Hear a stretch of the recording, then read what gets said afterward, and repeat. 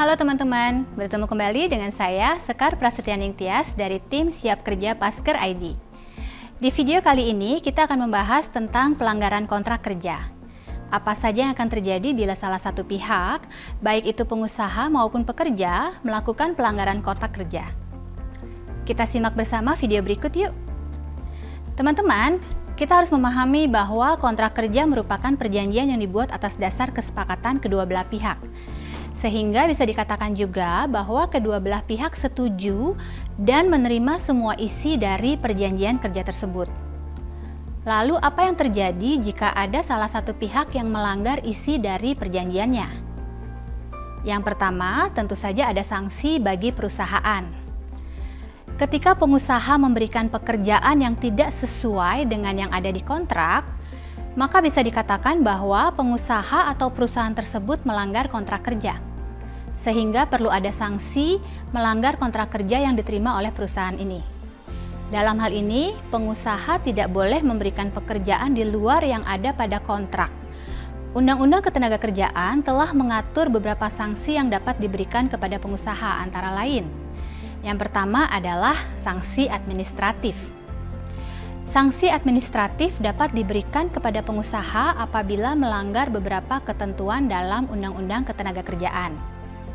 Sanksi administratif dapat berupa, yang pertama adalah teguran atau peringatan tertulis, pembekuan usaha, pembatasan kegiatan usaha, pembatalan persetujuan, pembatalan pendaftaran, dihentikan secara sementara atau sebagian, dan yang paling fatal adalah pencabutan izin usaha. Selain sanksi tertulis, sanksi pidana dapat dikenakan kepada pengusaha yang diduga melanggar beberapa ketentuan Undang-Undang Ketenagakerjaan. Sanksi pidana ini, teman-teman, telah diatur dalam pasal 184 sampai pasal 188 Undang-Undang Ketenagakerjaan. Beberapa pasal diubah dengan Undang-Undang Cipta Kerja. Salah satunya yaitu pasal 184. Di mana dalam Undang-Undang Cipta Kerja, pasal 184 tersebut telah dihapus. Namun, dalam Undang-Undang Cipta Kerja, terdapat penambahan program jaminan sosial yang baru, yaitu jaminan kehilangan pekerjaan. Nah, bagaimana kalau yang melanggar adalah karyawan, teman-teman? Ada juga sanksi yang bisa diberikan kepada karyawan yang melanggar kontrak kerja. Yang pertama, misalnya bagi karyawan yang mangkir kerja.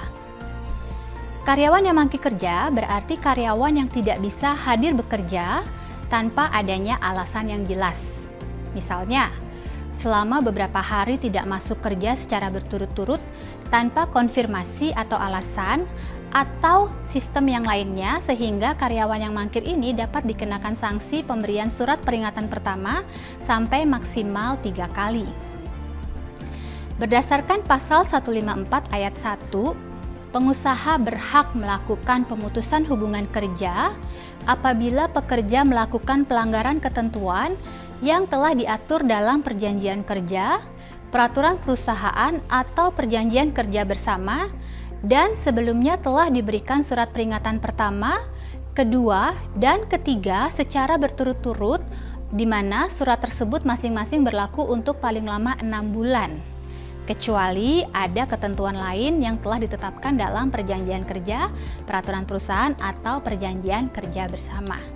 Jadi teman-teman, ketika teman-teman sudah mendapatkan surat peringatan sampai 3 kali dalam jangka waktu 6 bulan, maka perusahaan berhak memberikan PHK. Kemudian juga sanksi bagi karyawan yang terlambat. Sanksi bagi karyawan yang terlambat dapat disesuaikan masing-masing oleh perusahaan dan ditegaskan dalam perjanjian kerja dan atau peraturan perusahaan. Contoh sanksi yang dapat diberlakukan antara lain. Yang pertama misalnya denda. Biasanya ada perusahaan yang menerapkan denda untuk karyawannya yang terlambat bekerja. Besaran denda yang diberikan tersebut juga sudah pasti akan disesuaikan dengan kesepakatan bersama. Atau ada juga sanksi berupa pemotongan gaji. Pemotongan gaji ini adalah sanksi yang umum diterapkan karena adanya keterlambatan. Berdasarkan peraturan pemerintah, Perusahaan bisa melakukan pemotongan gaji jika memang terdapat kesepakatan mengenai hal tersebut di mana sudah diatur dalam peraturan perusahaan, PKB atau PK. Jadi pastikan teman-teman membaca dengan detail peraturan kerja ini ya teman-teman. Kemudian ada juga sanksi terkait penambahan waktu kerja. Sanksi melanggar kontrak kerja karena terlambat juga bisa dilakukan dengan memberikan penambahan waktu kerja jika tidak ingin melakukan pemotongan gaji atau denda. Jadi teman-teman, ada beberapa sanksi yang diberikan kalau karyawan melakukan pelanggaran terdapat kontrak kerja tersebut. Demikianlah sanksi yang diberikan kepada pihak-pihak yang melanggar kontrak kerja, baik bagi perusahaan maupun dari sisi karyawan. Sampai jumpa di video selanjutnya.